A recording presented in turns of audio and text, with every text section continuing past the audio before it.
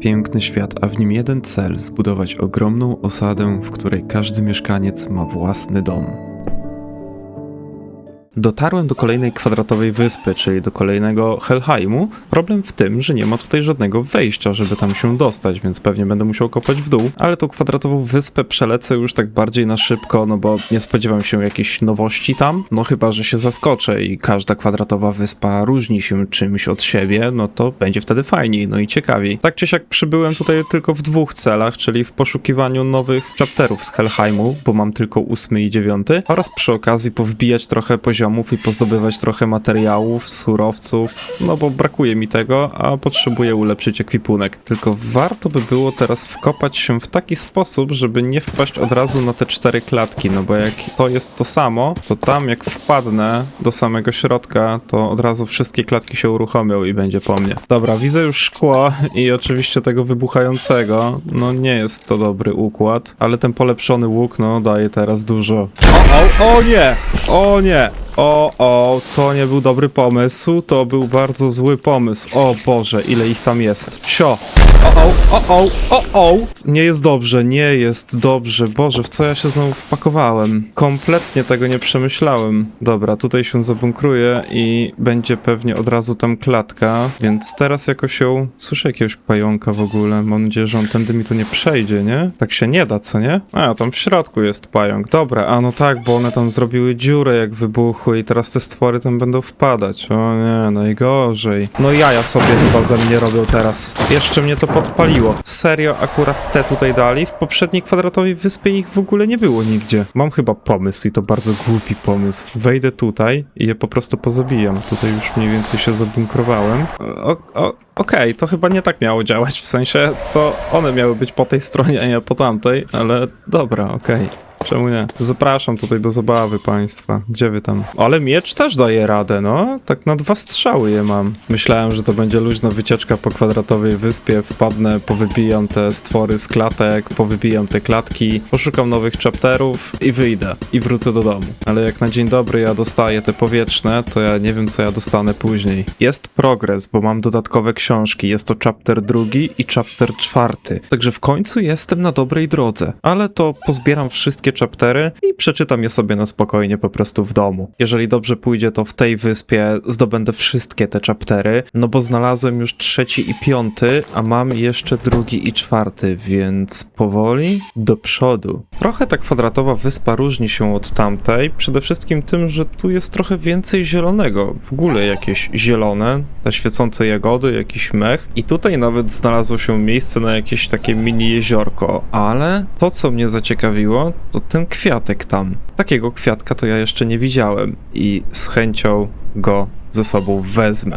Dobra, ale takiej nazwy to ja się nie spodziewałem. Dzbanecznik. Ja już i tak mam sporo tych dzbanków, to jeszcze mam kwiatka z dzbanem. No nieźle. A to co to w ogóle jest? Iskrzyłuda? Co to w ogóle jest? Co ja z tym mogę zrobić? Nie wiem. W domu będę się zastanawiał. To dopiero dziwne miejsce. Nie spodziewałem się tego w kwadratowej wyspie, ale domyślam się, że to jest jakaś sąsiednia po prostu struktura. O ile można to nazwać w ogóle strukturą. Ja już coś takiego widziałem kiedyś w jakiejś jaskini w lesie, także nie mam się czego obawiać, ale jest tutaj jakaś płyta muzyczna, no proszę. Z kwadratowej wyspy wychodzę zwycięsko. Zdobyłem już chyba wszystkie książki, które mogłem zdobyć, tak mi się przynajmniej wydaje. Mam od chaptera 1 do 7 zwykłe i jakieś sekretne. Chapter 8 i 9 już miałem, ale jest jeszcze 10. Zastanawiam się, czy nie ma przypadkiem 11, ale już takiego nie znalazłem nigdzie. I jeszcze jakieś 2 dodatkowe książki, które nie wiadomo o czym mówią, jakieś historie poboczne. Tak czy siak pora wrócić na samą górę do tych piedestałów, umieścić te wszystkie książki i zobaczyć, co się stanie.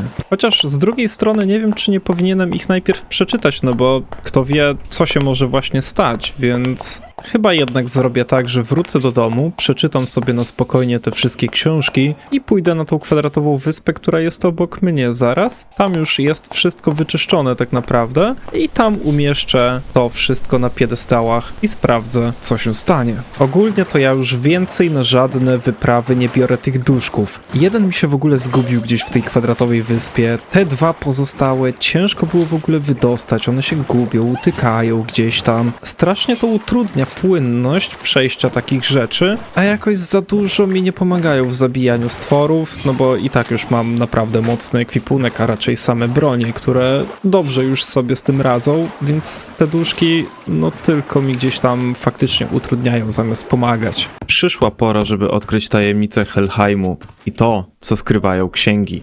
Jestem Hel z roku X5734. To uczucie jest niesamowite, bycie ucieleśnieniem bogini śmierci jest cudowne. Mieszkańcy tego świata, kiedy nie ma nas w pobliżu, zdają się mieć własne życie, emocje i relacje, a nawet inteligencję. Wszystko wydaje się autentyczne, przerażająco prawdziwe. To tylko gra. Muszę zrozumieć, co się dzieje. A tobie, który będziesz moim następcą, pozostawiam te notatki. Moje badania posuwają się naprzód i zaczynam być przerażona. Jeśli przybyłam na ten świat, to tak jak wszyscy inni, aby dobrze się bawić. Moje życie poza tym światem nie było usłane różami, ale byłam szczęśliwa. Ale dzisiaj ujrzałam strach w oczach wieśniaka, gdy zbliżała się moja armia. Usłyszałam płacz dziecka szukającego swoich rodziców po bitwie. To nie są tylko puste powłoki. Te istoty czują, cierpią, kochają. Ta świadomość mrozi mi krew w żyłach. Fascynujące odkrycie dzisiaj. Znalazłam notatki pozostawione przez pierwszą Hel. W ramach planu strategicznego obdarzyła kogoś nieśmiertelnością. To rzeczywiście część naszych mocy. Następnie zdała sobie sprawę, że ta istota, którą uczyniła nieśmiertelną, zdawała się odczuwać emocje i od tego momentu opisuje swoją relację z tą nieśmiertelną istotą,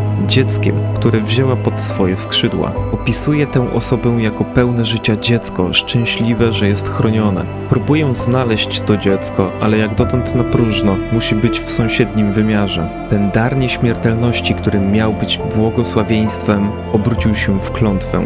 Niezdolne do śmierci, wieczny świadek naszej gry stopniowo zatraciło swoje człowieczeństwo. Echa i plotki mówią teraz o istocie ogarniętej destrukcją, która szuka ukojenia dla swojego szaleństwa w chaosie. Nic dziwnego, prawdopodobnie skończyłabym tak samo, gdybym nie miała możliwości umarcia. Archiwa Helheimu są rozleglejsze niż sobie wyobrażałam. Wygląda na to, że każda kolejna Hel miała swój wkład w ten zbiór wiedzy. Nie mogłam wymarzyć sobie niczego lepszego. Jestem 11. wcieleniem Hel. Znalazłam szczególnie poruszającą relację od Hel II. Ostrzega ona przed używaniem mocy nieśmiertelności, nieodwracalnego daru, który trwa nawet po zakończeniu naszych gier. Mówi o mądrym starcu, któremu zaoferowała wieczność, uwiedziona jego wiedzą, a więc dwóch nieśmiertelnych wędruje gdzieś po tym świecie, dźwigając brzemię naszej gry przez wieczność. Czas ucieka, ta gra dobiega końca, a pozostałe światy odmawiają jakiejkolwiek współpracy, z wyjątkiem Odyna. Odnalazłam nieśmiertelne dziecko, to spotkanie na wszystkich bogów, ich moc przewyższa wszystko, co mogłabym sobie wyobrazić. Ich oczy odzwierciedlają tysiąclecia cierpienia i szaleństwa. Otarłam się o śmierć. Z pomocą Odyna udało nam się uwięzić ich w ich własnym wymiarze. Odyn mówi o Ragnaroku jako o jedynym rozwiązaniu i rzeczywiście o tym nie pomyślałam. Moim zdaniem to jedyny sposób, aby uwolnić tę istotę od jej udręki. Jestem Ywestella, a Hel jest najlepsza. Na początku super bardzo się jej bałam, bo wyglądała na groźną, ale tak naprawdę jest super urocza. Przychodzi do mnie przez cały czas i tak dobrze się z nią bawię, a ona opowiada mi niesamowite historie o lepszym i wspaniałym świecie. Mówi, że zostanę z nią na zawsze, a ja jej wierzę. Dorośli nigdy nie kłamią. Te pisma rozrzucone po całym Helheimie nie są zwykłymi zapiskami. Każda strona zawiera fragment zrozumienia, element układanki, który ujawnia prawdziwą naturę naszej egzystencji. Te pisma to coś więcej niż tylko kolekcja. Są one kluczem do zrozumienia, dlaczego musimy zmienić ten świat, dlaczego Ragnarok nie jest końcem, lecz być może naszą jedyną nadzieją na odkupienie. Jeżeli dobrze rozumiem tą historię, to przede wszystkim dowiaduję się, że było o wiele więcej bogiń śmierci lub bogów, no bo tam w pewnym momencie było wspomniane, że są różne wcielenia Hel i 11 wcielenie Hel głównie rozpisało właśnie te chaptery i znajdowało resztę zapisków z całego tego Helu. Przede wszystkim dowiaduje się też, chyba tak mi się wydaje, skąd wziął się ten nieśmiertelny w tej wiosce Asflors, bo stworzyło go inne wcielenie po prostu Hel, tak samo jak te dziecko. Więc ta dwójka nieśmiertelnych gdzieś tu pozostała, gdy wszyscy odeszli. Przede wszystkim to, co jest ciekawe, ten nieśmiertelny najprawdopodobniej był w jakimś takim, powiedzmy, związku miłosnym, tak bym to chyba ujął, właśnie z jednym z wcieleń tej Hel, co jest, bym powiedział, takie zaskakujące, no bo kto by się spodziewał w sumie, nie? Czyli taka historia bogini, która zakochała się w śmiertelniku i nie chciała, żeby on po prostu umarł, kiedy ona będzie nadal żyła, więc nadała mu nieśmiertelność. Zaś inne wcielenie stworzyło właśnie to dziecko nieśmiertelne. Nie wiem po co w sumie, bo nie było to opisane. Może jako następczynię swoją. Kto wie. Tak czy siak coś wymknęło się spod kontroli, a tym czymś było to, że to dziecko przez te tysiąclecia obserwując ten świat, te wszystkie wojny i tak dalej, po prostu trochę zwariowało, trochę oszalało, napełniło się chaosem i to właśnie chyba chcieli powstrzymać, w sensie między innymi Loki, bo wiemy, że to był Loki z racji tego, że zostawił swój jakby pamiętnik, swój chapter i to był chapter 8 bodajże. Jestem w X5042 roku. Właśnie odniosłem zwycięstwo nad Helheimem. Moje serce jest ciężkie. Gdybym tylko wiedział wcześniej, że bohater Helheimu miał ten sam cel co ja. Piszę te słowa z żalem. Do was, którzy będziecie mnie czytać, przyszłe inkarnacje. Współpracujcie z bohaterem Jotunheimu. Zaatakowaliśmy Helheim ze strachu z powodu plotek o ich zdolności do tworzenia nieśmiertelnych i niemoralnych potworów. Co za straszny błąd. Tak mi przykro, Julia. Spoczywaj w pokoju. Dodatkowo jacyś bohaterowie tam się przewijają, i bohater Helheimu, i bohater Jotunheimu. Przewija się też Odyn, który poległ najprawdopodobniej z rąk właśnie tego nieśmiertelnego dziecka. Tym bohaterem Helheimu może być właśnie te kolejne wcielenie tej Hel, czyli te 11 wcielenie. Tak bym mógł to zinterpretować w sumie. No ale przede wszystkim dowiadujemy się tym, że cena nieśmiertelności jest bardzo wysoka. No i to też nam opowiadał ten nieśmiertelny z tej wioski Asflors, który no szukał tej drogi, żeby po prostu zakończyć swój żywot. Na to wychodzi, że nie udało im się powstrzymać tej nieśmiertelnej dziewczynki, tego dziecka, które zostało uwięzione w tym wymiarze. Odwiedziliśmy uwięzione dziecko, tak jak robiliśmy to każdego wieczoru, aby zapewnić mu pociechę i ciepło, kiedy to straciliśmy czujność. W kilka sekund Odyn poległ. Pozostał tylko bohater z Svartalfheimu. Przed zniknięciem pamiętam rozmowę z Odynem. Powiedział mi, że w Asgardzie inkarnacje również przekazywały sobie wiadomości. Zwycięstwo przynosi moc Ragnaroku, zdolność do przepisania zasad świata na czas następnej gry. Jeśli wygram, będę mogła ocalić ich oraz wszystkich nieśmiertelnych. Muszę wygrać, w przeciwnym razie zrób to na moim miejscu. Trochę była mowa tam też w liczbie mnogiej i zastanawiam się, czy tego nieśmiertelnego też finalnie tam umieścili. No tak czy siak, chyba udało im się wydostać, no bo skoro Odyn poległ i cała reszta, no to na to wychodzi, że po prostu się uwolnili. No i przede wszystkim ta historia pokazuje nam tą drugą stronę, czyli jak to się wszystko zaczęło i że tak naprawdę nie były to złe zamiary, tak jak myśleli inni, że Hel tworzy jakieś nieśmiertelne potwory i tak dalej. To raczej był po prostu wypadek przy pracy. Była też mowa o jakiejś runie, o jakimś lisie, który ma esencję tego dziecka. Cóż, jestem zmęczona. Ostateczna bitwa jest jutro. Jestem naprawdę wycieńczona, ale rozmowy z Odynem dają mi tak wiele nadziei. Czas, aby te wszystkie zbrodnie się skończyły. Kiedy znalazłam dziecko, towarzyszył mu lis. Roztacza aurę ochrony i mądrości, jakby wchłonęło wszystko, co pozostało z człowieczeństwa w dziecku. Użyj tego, aby chronić śmiertelników. Jeśli zawiodę, pozostawiam ci odpowiedzialność za uratowanie tych nieśmiertelnych przed Ragnarokiem. To mój ostatni wpis. Zrób z niego dobry użytek.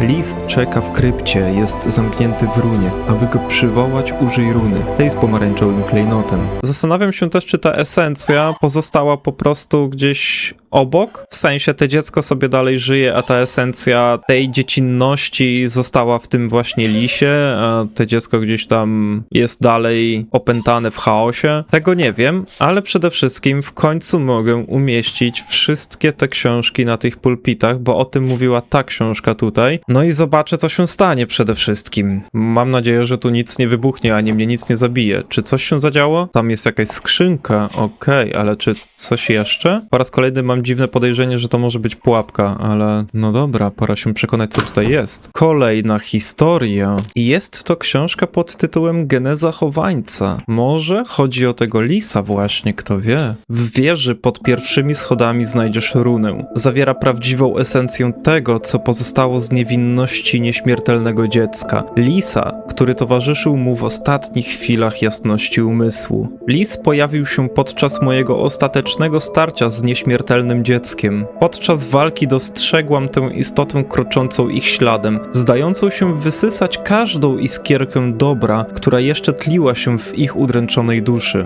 To stworzenie nie jest zwykłym zwierzęciem. Dźwiga w sobie ostatnie okruchy człowieczeństwa dziecka, jego zdolność kochania i chronienia tych, na których mu zależy. Lis przejął te cechy, podczas gdy dziecko coraz głębiej pogrążało się w obłędzie. Dbaj o niego, będzie twoim przewodnikiem i twoim obrońcą. Symbolizuje wszystko, co powinniśmy byli ocalić. Wszystko, co przez stulecia staramy się przywrócić, odkąd dziecko utraciło swoje człowieczeństwo. Udało mi się uwięzić jego esencję w runie. Uwolnienie jej oznacza ochronę śmiertelników. Okej, czyli tak jak myślałem, mowa tutaj o tym lisie, który jest tutaj gdzieś pochowany i ja chyba mam podejrzenie, co to było. Bo tutaj w pewnym momencie, jak wracałem już z samego dołu tego Helheimu, trafiłem na schodach na dziwny kawałek dywaniku i byłem ciekaw po prostu, co tam było pod. I tam był wtedy taki dziwny blok, który bardzo długo kopałem i okazało się, że tu jest taka właśnie oto dziura. W tej dziurze była skrzynia, a w niej była ta runa. I to jest właśnie ona. W takim razie nie pozostaje nic, jak jej po prostu użyć i zobaczyć, co się stanie. I coś tu się pojawiło. A, lata za mną jakiś lis. Czyli faktycznie jest to ten lis, o którym była mowa w tych książkach. I nazywa się Rewa. Okej. Czy mi to coś daje? Daje mi to odporność, czyli chroni mnie, tak jak to też było opisane. I wychodzi na to, że to już jest koniec historii całego Helheimu. Książki oczywiście pozabieram ze sobą, żeby je zwrócić do swojej kolekcji. Zastanawia mnie tylko, co stało się z Asgardem, no i z Odynem i całą resztą oczywiście. No bo wiadomo, są jakieś inkarnacje i tego typu rzeczy, bo była o tym mowa w książkach. No ale czy ten Odyn tak poległ na amen? Czy on jednak się zregenerował, powrócił do Asgardu? Co się stało z tym Asgardem? Czy ten Ragnarok w końcu nastąpił? Czy Asgard jeszcze w ogóle istnieje? Jeżeli tak, to czy w ogóle ktoś tam jeszcze żyje? No i takie ostatnie pytanie to przede wszystkim, co się stało z tym nieśmiertelnym dzieckiem i z tym starcem. Ten starzec, no to ostatnie zapiski zostawił w wiosce Asflors, gdzie opisał, że właśnie szuka tej jakiejś drogi, że znalazł jakąś iskierkę w tunelu. Odnośnie dziecka, to ostatnia informacja jest o tym, że było w tym wymiarze i tam wtedy ten Odyn właśnie poległ. Tak czy siak coś czuję, że tamta duża struktura, która lata już od dłuższego czasu w tamtym oto miejscu, może udzielić trochę odpowiedzi, a może okaże się, że pozostawi jeszcze więcej pytań. Tak czy siak na razie zajmę się rozbudową trochę centrum, mam na myśli tutaj głównie tawernę, może uda mi się zbudować jeszcze jakieś domy i potem wyruszę tam. Ogólnie rzecz biorąc, to trochę zaczął mnie irytować ten lis i chyba na razie go nie będę po prostu ze sobą trzymał, po prostu go właśnie wyłączę,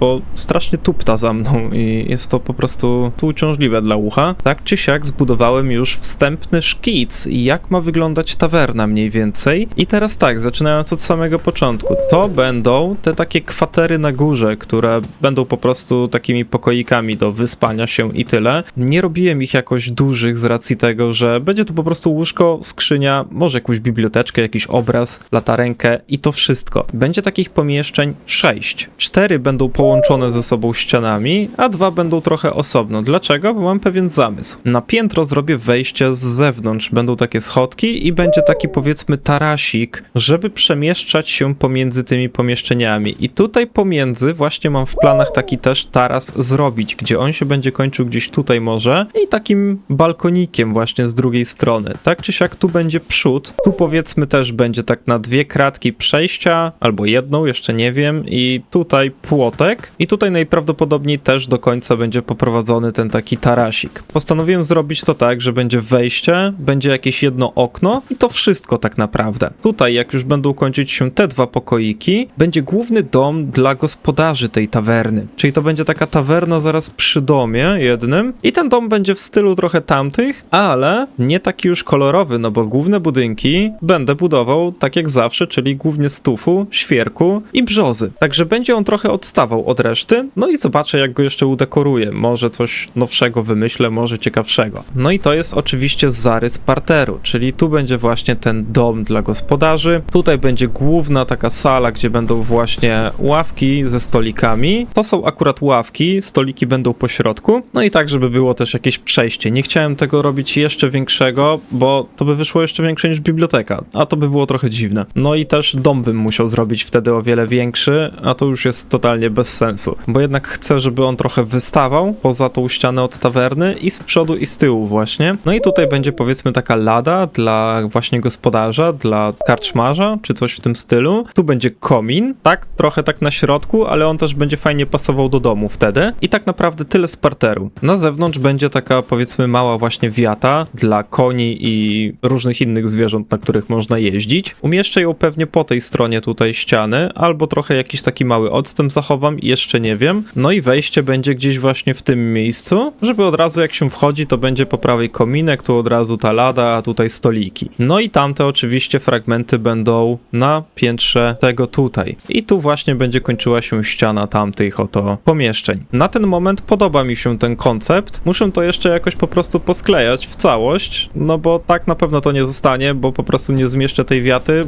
chyba że postawiłbym ją gdzieś tutaj może, w tym miejscu, to by został taki kawałek. No tu muszę na pewno zaoszczędzić miejsce na ścieżkę, więc muszę to jakoś po prostu poukładać, żeby to miało ręce i nogi jak zawsze. Powstał już parter i zapowiada się naprawdę ciekawie. Pomyślałem, że użyję trochę stylu z tamtych domów, czyli takich wystających pni drewna, no bo one też będą przy tym domu głównym, więc fajnie to się będzie komponowało w jedną całość. Musiałem finalnie poszerzyć tą część jadalną właśnie, no bo tutaj wychodziło nierówno, no i w ogóle to trochę przesunąć, no bo tutaj się to po prostu nie spinało z tym płotkiem, ale tak na to spojrzałem i pomyślałem, wiem o czym zapomniałem. Zapomniałem o wejściu na górę, ale chyba jakoś podświadomie rozwiązałem ten problem, bo poszerzenie tego o jedną kratkę plus wystawienie tutaj tych pni da mi idealną przestrzeń na to, żeby zrobić tutaj właśnie taras, że on będzie po prostu nachodził na tą ścianę i na te pnie. No i może tutaj jako właśnie takie miejsce na ogrodzenie, co by z tego nie wypaść. I wtedy schody by poszły gdzieś stąd do góry. I jeszcze tylko zastanawiam się, bo chciałbym to jednak wyrównać z tym rogiem, gdzie tutaj będzie po prostu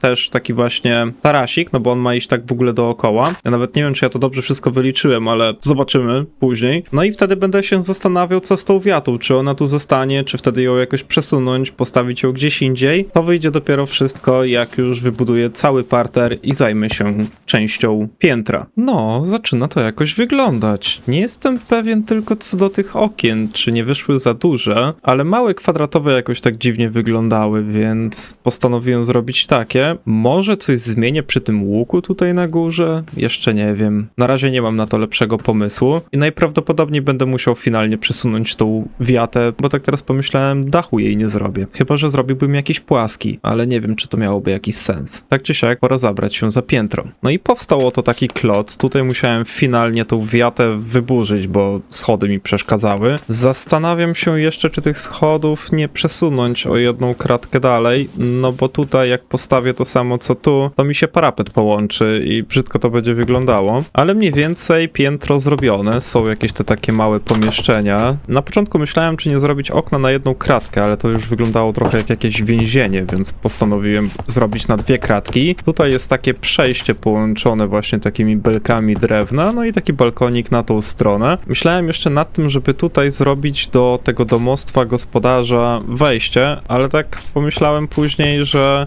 to będzie takie trochę mylące z tymi wejściami do tych pomieszczeń, pomieszczeń do tych pokoików. Także finalnie postanowiłem zrobić schody tam w środku, żeby było wejście do góry. No i będzie teraz trzeba zrobić dach i jakoś to udekorować. Tutaj jeszcze zastanawiam się, czy tego balkonu nie wyciągnąć trochę do przodu, żeby trochę nadać też takiej tekstury temu tyłowi, no bo na razie on to tak strasznie płasko wygląda. Ale to już myślę, że będę kombinował finalnie przy dekoracji tej tawerny, ale sam zamysł nie wygląda źle. Tylko teraz, jak zwykle, trzeba stworzyć z tego dach. Tak przy okazji zauważyłem, jak pięknie wygląda te oczko wodne jesienią, kiedy te liście są takie czerwone. Mega mi się podoba. Ale dobra, trzeba iść kopać łupkowy bruk. Finalnie cała bryła gospody powstała i tą wiatę umieściłem tutaj, bardziej tak właśnie wychyloną w tą stronę, co przy okazji dało mi kilka takich fajnych tutaj zakątków, które mogę oczywiście w jakiś sposób udekorować. Także nie wyszło to akurat źle, jeśli chodzi o tą wiatę. Już mniej więcej wytoczyłem ścieżki, które będą prowadzić do wejść i do domu, i do gospody. Myślałem o tym, żeby tutaj poprowadzić ścieżkę na skos, jakby ktoś tędy chciał chodzić, ale postanowiłem, że tutaj na zewnątrz umieszczę jeszcze parę ławek, tak żeby też w razie czego można było pod gołym niebem sobie spędzić czas przy stoliku. A jak ktoś będzie potrzebował, to sobie przejdzie po prostu między ławkami. Cała bryła dookoła jest praktycznie skończona.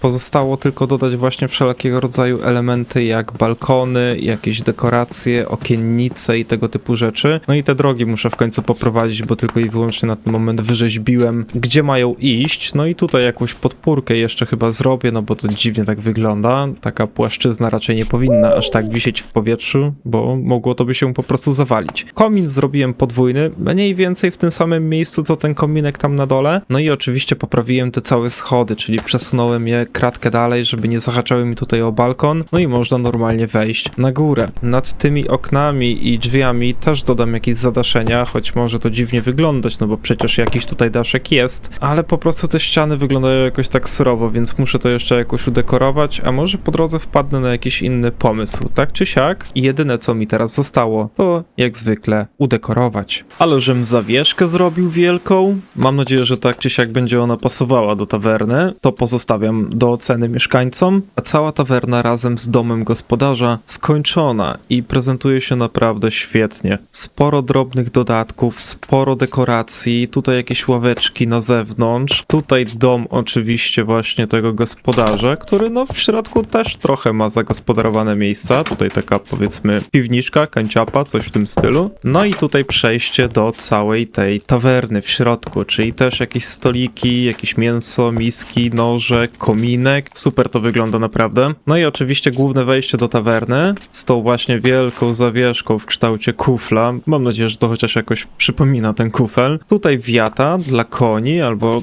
coś innego, co jeździ, albo na czym można jeździć. No i jakaś taka woda, powiedzmy, pitna, trochę siana. Sporo drzew, sporo dekoracji kwiecistych, krzaków i tego typu rzeczy. Tutaj też jakąś ławeczkę pod schodami zmieściłem. No i tutaj ścieżka poprowadzona obok, tak żeby pasowało to też do całokształtu. Jednak te duże okna tak wcale źle nie wyglądają, także jakoś to wyszło. Mocno też oświetlone tutaj przy drodze, ale nie za bardzo tutaj, bo właśnie chciałem, żeby tak było trochę ciemniej, że przy zmroku to będzie tak powiedzmy klimatyczniej. Tak czy siak jest jeszcze oczywiście góra, gdzie są te wszystkie pokoiki. No i oczywiście ja je też ponumerowałem i tak na początku myślałem, żeby zostawić tu tylko łóżko, skrzynię, stojak, no i obraz i latarenkę, ale wyglądało to trochę jak w więzieniu, więc dodałem po prostu dywanik.